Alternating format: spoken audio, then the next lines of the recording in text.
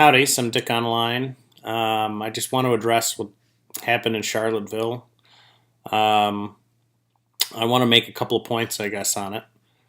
The first was the president's response or lack of real response. It was terrible what happened. It it it says this is a kind of a sad, tumultuous time in our country. Where hate groups are coming out, and getting loud, feeling that they're able to get loud. And when the president gets up and doesn't condemn them, that's really why. It's kind of despicable. But, part of me, a lot of it is despicable. It is. But at the same time, why is anyone surprised by that? He certainly made overtures during the election. That's not a shock to anyone.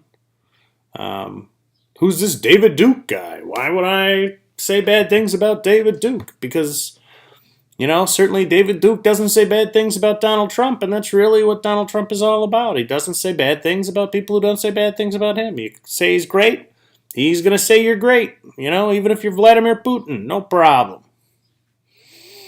So that's one point. The other point I guess I'd like to make is, we have Donald Trump, and he's a kind of an ignorant guy.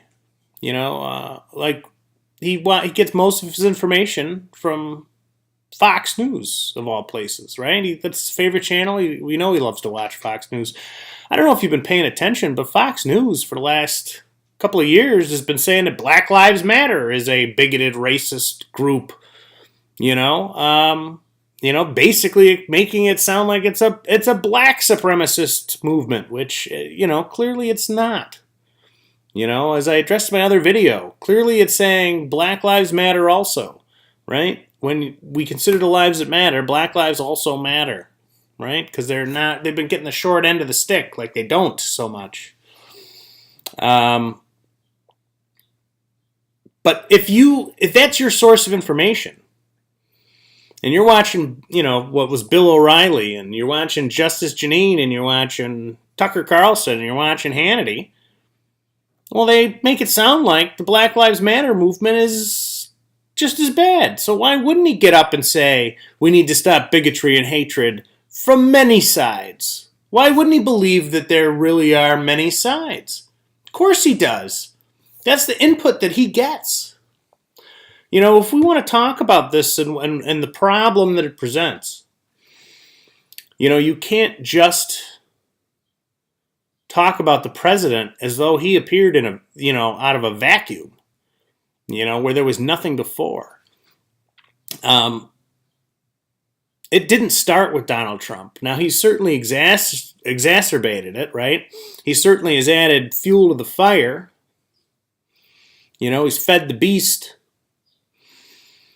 in a way that most Republican presidential candidates don't. And that's despicable. But if he believes the narrative that Fox News presents, is that any surprise? Is that any surprise? The second thing I want to talk about briefly is, I think the Confederate flag waivers, right? I used to watch Dukes of Hazzard as a kid. I kind of liked the show, a couple of rebel boys out, showing the law, right? Who doesn't enjoy that? That concept, I guess. I didn't understand certain significances about what the flag represents. I just thought of the Civil War is something that happened in the past, and the past is the past, and we've grown since then, right? The Civil Rights Movement happened in the past, and that was the past, and clearly we figured it out as a country, and it took a while, but we've come around, and it's so obvious now how wrong I was. I'm sorry, but even if you are the biggest Dukes of Hazzard fan in the world, right, and you're like, this Confederate flag is part of my heritage, I'm sorry, but right now it's associated with Nazis. With frickin' Nazis. it's time to give it up. Whatever it used to mean to you, it has been co-opted. And don't get me wrong, I don't know that it's been terribly co-opted because it's pretty much been used as there's been a lot of racial history, and I know they've cleaned it up, tried to clean it up and make it seem like it's just about Southern pride or whatever. But no, it's an anti-American flag. It's literally a flag that represents having broken the Union, number one. And number two, it is now being waved side by side with the Nazi flag by white supremacists. I can't believe we don't live in a world where 100% of people don't agree that Nazis are bad. How is that possible? How is that possible? It makes you wonder how we're going to get anything done sometimes. But, yeah, if last week you were making a defense about the Confederate flag and Southern heritage, I'm sorry, it's over. It's over. It's over because even if you think that, it's done because it's now being flown side by side to be the same as the Nazis. And I'm sorry. It represents racism and oppression of a people. It just does. It just does. In a white supremacist view.